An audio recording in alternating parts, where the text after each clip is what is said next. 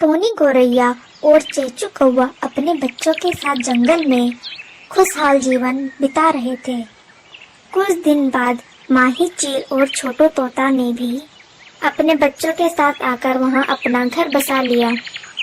यूं रहते रहते उन सभी में अच्छी दोस्ती हो गई। कुछ दिनों बाद उस जंगल में अकाल पड़ गया।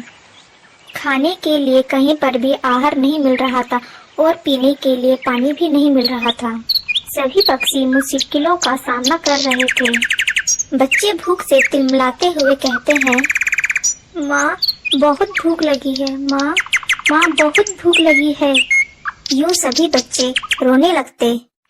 ऐसे में टोनी गौरैया का एक बच्चा भूख बर्दाश्त नहीं कर पाया और उसने दम तोड़ दिया।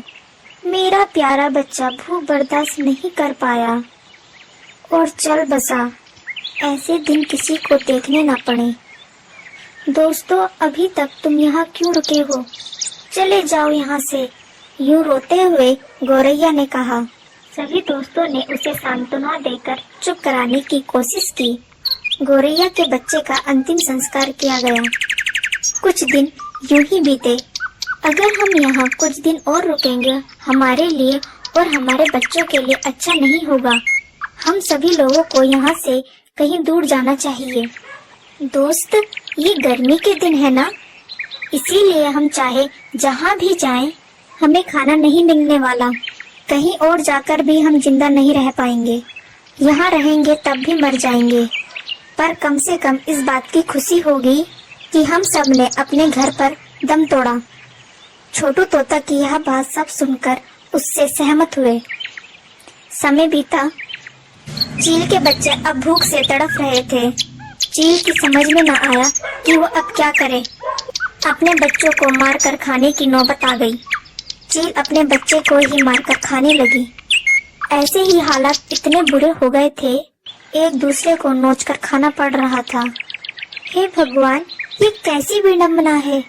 हमें खुद के ही बच्चों को मारकर खाना पड़ रहा है। टोनी की सेहत बहुत ज्यादा खराब हो गई। उसने मरते हुए अपने दोस्तों से कहा, दोस्तों, मुझे चीर कर खा लो।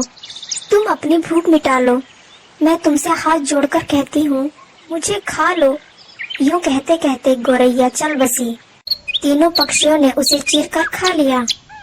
इस तरह सभी पक्षी एक दूसरे के बच्चों को भी खा रहे थे। अब किसी का भी बच्चा नहीं बचा था।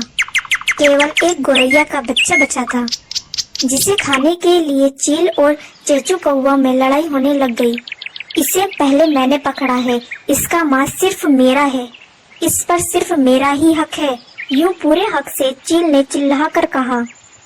कौवे ने भी उससे यही बात कही। मैं भी तो यही कह रही हूँ कि इस पर सिर्फ मेरा ही हक है। यूं लड़ते हुए वे दोनों उस नन्हे से पक्षी को अपनी ओर खींचने लगे। एक ने पैर पकड़ा तो दूसरा उसका सर पकड़कर खींच रहा था। तभी वहां पर छोटू तोता आई और उसने भी नन्हे से पक्षी पर अपना हक जताया। उन तीनों की लड़ाई में किसी तरह नन्हा सा गौरैया उनसे छूटकर उड़ गया। नन्हा सा गौरैया उड़ते उड़ते थक गया और सांप के बिल में जाकर गिर पड़ा। बाप रे, यहाँ तो सांप होगा। जान बची तो लाखों पाए। वे जा ही रहे थे कि नन्हा सा गौरैया बाहर आया। आप सब मेरे साथ अंदर चलो। आप सभी को मैं अंदर चमत्कार दिखाता हूँ। क्या है, आखिर क्या है वहाँ? ऐसा पूछते हुए वे सब नन्हा गौरैया के पीछे पीछे उस बिल में चले गए। उन्होंने अंदर जाकर देखा तो वहाँ बहुत सारे फल, सब्जी और अनाज के बोरे भरकर रखे हुए थे, जिसे देख बाकी पक्षियों ने एक पल की देरी न की और पेट भर दाना चुगा।